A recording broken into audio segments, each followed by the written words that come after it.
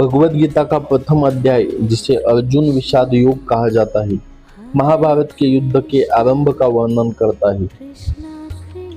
अध्याय की शुरुआत धृतराष्ट्र द्वारा संजय से पूछे गए प्रश्न से होती है।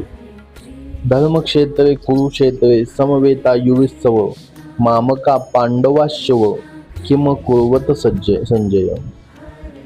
जब दोनों सेनाएं आमने सामने खड़ी होती है, तब अर्जुन भगवान कृष्ण से प्रार्थना करते हैं कि उनके रथ को दोनों सेनाओं के मध्य खड़ा किया जाए।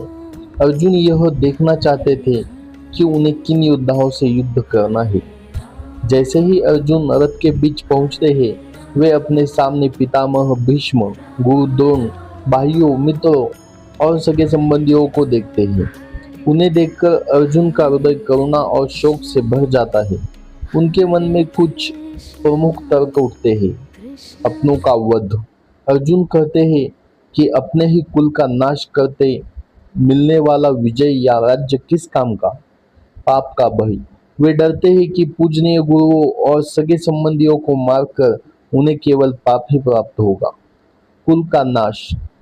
युद्ध से कुल की स्त्रियों का पतन होगा और वर्ण संकर संतानों उत्पन्न होगी, जिससे धर्म नष्ट हो जाएगा। अर्जुन का समर्पण। शोक के कारण अर्जुन के हाथ से उनका गांडीव धनुष गिर जाता है। उनके शरीर में कंपन होने लगता है और वे रथ के पिछले भाग में बैठ जाते हैं। वे निर्णय लेते हैं कि वे युद्ध नहीं करेंगे। अध्याय 1 का महत्व बहुत है। यह अध्याय हमें दिखाता है कि महान से महान व्यक्ति भी विकट परिस्थिति में मोह और भ्रम का शिकार हो सकता है।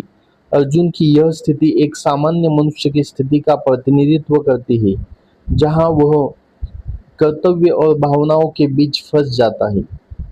इसका निष्कर्ष यही है कि प्रथम अध्याय का अंत अर्जुन के शोक के साथ होता है, जो द्वितीय अध्याय में भगवान कृष्ण द्वारा दिए जाने वाले दिव्य ज्ञान सांख्य योग की नींव रखता है।